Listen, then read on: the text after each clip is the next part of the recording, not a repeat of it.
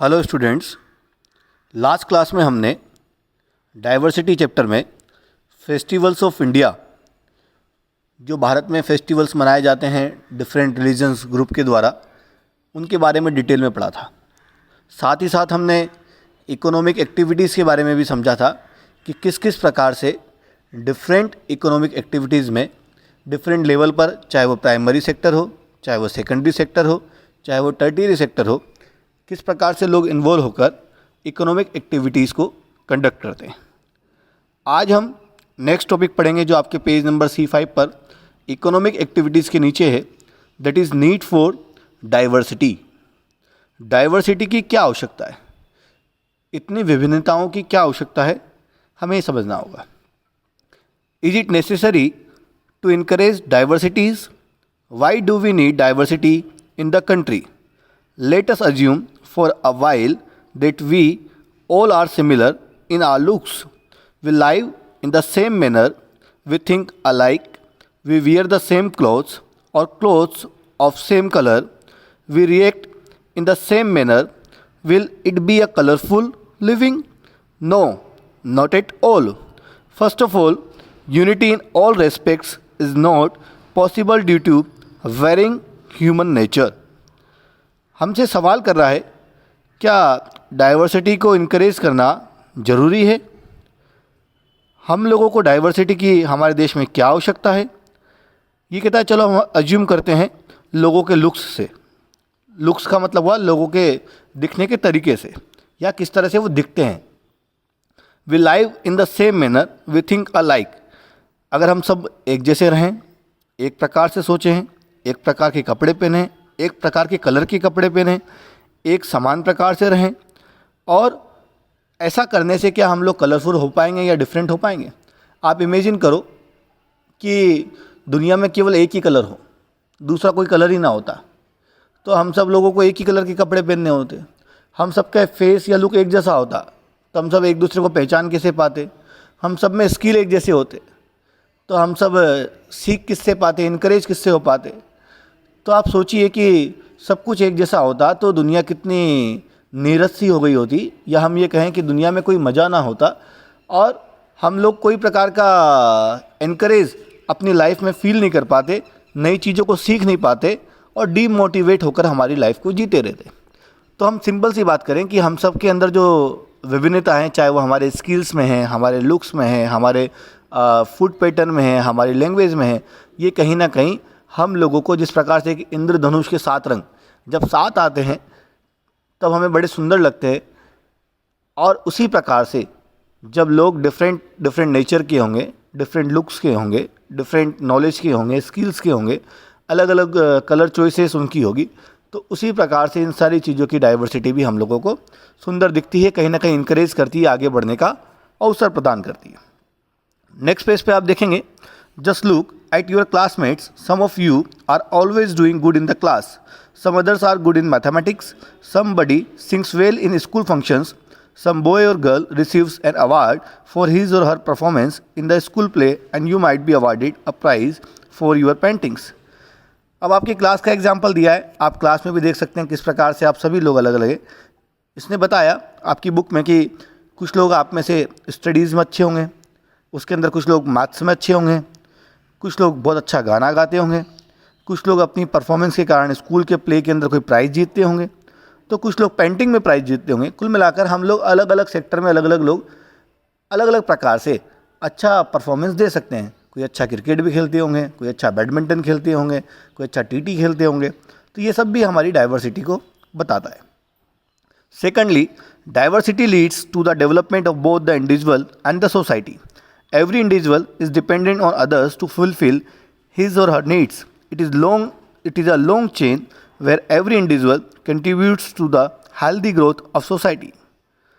दूसरी बात हमें बता रहा है कि डाइवर्सिटी जो है वो कहीं ना कहीं हमारे डेवलपमेंट को ही आगे बढ़ाती है, चाहे वो हमारा व्यक्तिगत डेवलपमेंट की बात हो या सोसाइटी के डेवलपमेंट की बात हो, और इसी डाइवर्सिटी के माध्यम से हम सब अपनी अपनी आवश्यकताओं को पूर्ति कर पाते हैं। और एक ये लंबी चेन है जहाँ हर व्यक्ति हमारी सोसाइटी के अंदर एक अच्छे प्रकार से ग्रोथ के लिए कंट्रीब्यूट करता है, सहभागिता निभाता है। जैसे एग्जांपल मैं आपको बताऊं, लाइक आप में से किसी को पेंटिंग नहीं आती, पर किसी दूसरे बच्चे को पेंटिंग आती है और कहीं ना कहीं उससे आप इनकरेज होते हैं और पेंटिंग की ओर आप अट्रैक्ट हो सकते हैं और अच्छी पेंटिंग आप सीख सकते हैं। कोई अच्छा गाना गाता है वो आपको कई बार अट्रैक्ट करता होगा, कोई अच्छा डांस करता है वो आपको अट्रैक्ट करता होगा। तो इस प्रकार से सोसाइटी के अंदर जो अलग अलग प्रकार की डाइवर्सिटीज़ हैं वो इस सोसाइटी के डेवलपमेंट के अंदर अपना एक इम्पोर्टेंट रोल प्ले करती है।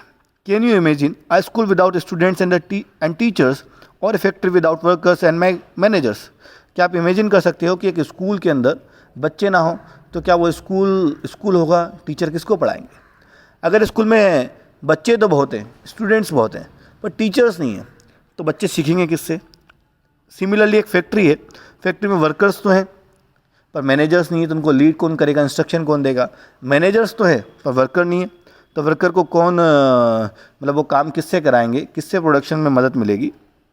Similarly, is it possible to construct a house without a mason, carpenter, plumber and electrician?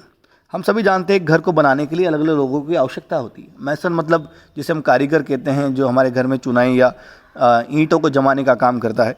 Carpenter जो लकड़ी का काम करता है, प्लम्बर जो नल का काम करते हैं, और इलेक्ट्रिशियन जो लाइट का काम करते हैं। आप सभी जानते हैं घर में हर प्रकार की चीज़ों की आवश्यकता होती है। ईंटों से घर बनता है और कारपेंटर घर का फर्नीचर बनाता है, प्लम्बर घर पे नल कनेक्शन देता है, इलेक्ट्रिशियन आपके यहाँ पर लाइट के पॉइंट देता है। तो आप सोचिए अगर ये लोग नहीं होते, ये अलग अलग स्किल्स इनके पास नहीं होते, तो क्या घर बनाना पॉसिबल होता? Answer is no. This varied interest and skills bring people together and make them interdependent. This process of coming together of people from different backgrounds, faiths and experiences bring unity in diversity.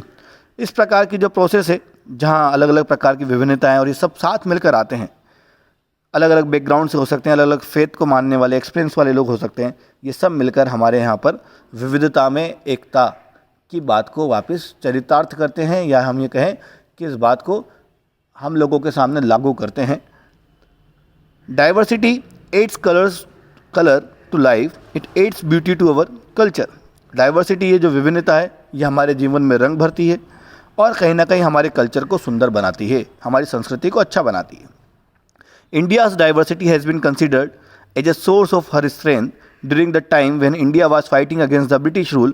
People from different walks of life united in the struggle for independence. It was a unique show of India's unity. Bharat की जो diversity है कहीं ना कहीं भारत की strength का एक source है, स्रोत है। During the time when India was fighting, जब भारत ब्रिटिश के खिलाफ लड़ाई लड़ रहा था, आप सभी को पता है आज़ादी के ठीक पहले का समय हमारे देश में अंग्रेज़ों का राज था, और उस ब्रिटिश रूल से जब इंडिया फाइट कर रहा था तो जो अलग अलग प्रकार के धर्म को, मत को, समाज को, क्षेत्र को बिलोंग करने वाले लोग थे, वो सब साथ आए और उन्होंने इंडिया के इस इंडिपेंडेंस के स्ट्रगल के अंदर कंट्रीब्यूट किया और सब लोगों ने मिलकर लड़ाई लड़ी। It was a unique show off India's unity. और अलग अलग धर्म को, समाज को, मत को, भाषाओं को बोलने वाले लोगों का एक साथ आना, हम ये कह सकते हैं कि एक भारत का एक यूनिक शो था। हम देखते हैं ना मूवी का एक शो, इसी प्रकार से अलग अलग लोगों का साथ आकर यूनिटी दिखाना, it's a unique show off India's unity. ये भारत की एकता का एक यूनिक शो के रूप में था, उसके समान था। The British rulers practiced the policy of divide and rule because they thought Indians were fundamentally different from one another, but the unity of our people proved them wrong. हम सभी जानते हैं भारत के अंदर अंग्रेजों ने फूट डालो राज करो की नीति अपनाई थी, जिसे हम डिवाइड एंड रूल भी कहते हैं। और स्टार्टिंग के अंदर जब ब्रिटिश यहाँ आए, उनका जो मेन ऑब्जेक्टिव था वो यहाँ पर ट्रेड, व्यापार करने के लिए आए थे। धीरे धीरे देखा इतनी सारी डाइवर्सिटी है, उन्होंने डिवाइड एंड रूल सिस्टम को यहाँ लागू किया और उसी के बेसिस पर धीरे धीरे पूरे भारत पर कब्जा जमाया। पर जैसे जैसे हमारे लोगों को समझ में आया, हमारे फ्रीडम फाइटर्स आगे आए, लोगों को उन्होंने एक साथ लाने का प्रयास किया और हमने देखा 15 अगस्त 1947 के दिन हमारा देश आज़ाद हुआ। तो ऐसा नहीं था कि हमारे डिवाइड एंड रूल की जो पॉलिसी थी उनकी लंबे समय तक टिक पाई, हम इंडियंस ने उसको रोंग साबित किया। Mahatma Gandhi led this struggle, many revolutionaries sacrifice their lives for this cause. Shaheed Bhagat Singh, Rajguru, Sukhdev, Ashfaq Ullah Khan are among a few such great names. They were all from different backgrounds, but they were united because they shared the same belief. आज़ादी के struggle को महात्मा गांधी ने भी lead किया, हम ये कहें नेतृत्व किया। बहुत सारे रिवोल्यूशनरी, क्रांतिकारी से हम कहते हैं, सेक्रीफाइस यानी बलिदान देना, उन्होंने अपने जीवन का बलिदान दिया। आप सबने नाम सुना होगा शहीद भगत सिंह का, राजगुरु का, सुखदेव का, जिन तीनों को एक साथ फांसी दे दी गई, अशफाक उल्लाह खां, ऐसे बहुत सारे नाम हैं। चाहे हम सुभाष चंद्र बोस की बात करें, चाहे हम बाल गंगाधर तिलक की बात करें, लाला लाजपत राय की बात करें, सरदार वल्लभ भाई पटेल की बात करें, ऐसे बहुत सारे नाम थे जिन्होंने आज़ादी के आंदोलन में अपनी भूमिका निभाई। ये सब अलग अलग धर्म के मानने वाले लोग हो सकते थे, अलग अलग जाति के वाले लोग हो सकते थे, अलग अलग क्षेत्र से लोग हो सकते थे, अलग अलग बोलियों को बोलने वाले लोग हो सकते थे, पर इन सब का जो बिलीफ था, मत था, वो एक समान था। ये देश की आज़ादी चाहते थे और इन्होंने मिलकर देश को आज़ाद कराया। Our constitution recognize 22 languages. These are Assamese, Bengali, Bodo, Dogri, Gujarati, Hindi, Kannada, Kashmiri, Konkani, Maithili, Manipuri, Marathi, Malayalam, Nepali, Uriya, Punjabi, Sanskrit, Santhali, Sindhi, Tamil, Telugu and Urdu. हमारा जो संविधान है, कॉन्स्टिट्यूशन मीन्स संविधान, रिकॉग्नाइज यानी मान्यता देना। हमारे संविधान ने 22 भाषाओं को मान्यता दी प्रारंभिक तौर पर। और ये भाषाएं कौन कौन सी थी, तो मैंने इन 22 भाषाओं के नाम आपको बताए। आप सब ने इन लोगों भाषाओं के नाम भी सुने, जैसे आसामीज़ आसाम क्षेत्र में बोली जाती है, बंगाली बंगाल में बोली जाती है। जिस प्रकार से हमारा जो हिंदी भाषी राज्य, जिसके अंदर राजस्थान, मध्य प्रदेश, दिल्ली, ये सब इस कैटेगरी में आते हैं। तो इस प्रकार से 22 भाषाओं का हमारे संविधान में मान्यता मिली, जो देश के अलग अलग क्षेत्रों में बहुतायत से बोली भी जाती है। Besides these languages, there are plenty of dialects spoken in our country.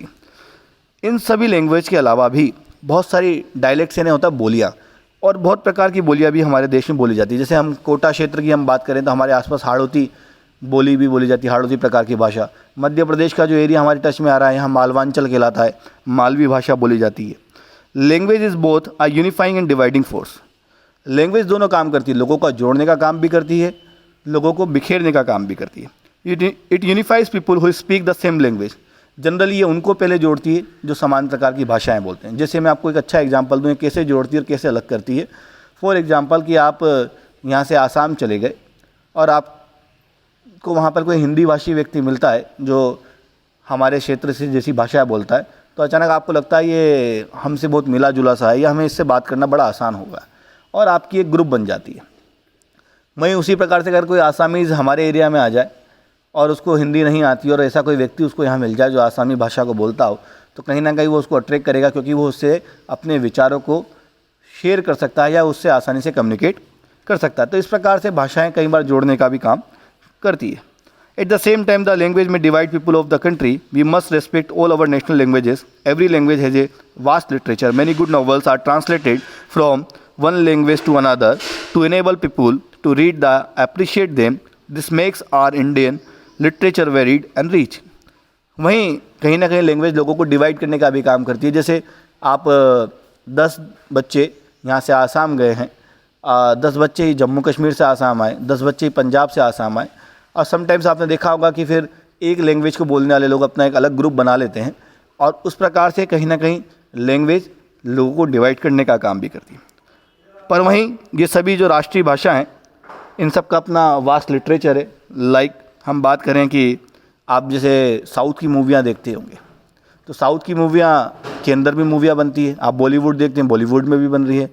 तो आप बिहार साइड अगर देखेंगे तो वहाँ अलग प्रकार की मूवी, रीजनल मूवीज़ बन रही है। यूपी के अंदर अलग रीजनल मूवी बन रही है। आप लिटरेचर की बात करें तो बांग्ला भाषा में भी बहुत लिटरेचर लिखा हुआ है, हिंदी के अंदर बहुत लिटरेचर लिखा हुआ है, उर्दू में बहुत लिटरेचर लिखा हुआ है। लिटरेचर इट मीन्स साहित्य। तो अलग अलग भाषाओं में कई प्रकार की किताबें लिखी हुई है, कई प्रकार के लिटरेचर हैं जो हमारे वास्ट लिटरेचर को कहीं ना कहीं एक्सप्लेन करते हैं। हम नेक्स्ट क्लास में देखेंगे कि हिस्टोरिकल फैक्टर्स कौन कौन से हैं जो हमारी इस डाइवर्सिटी को इन्फ्लुएंस करते हैं। Thank you very much.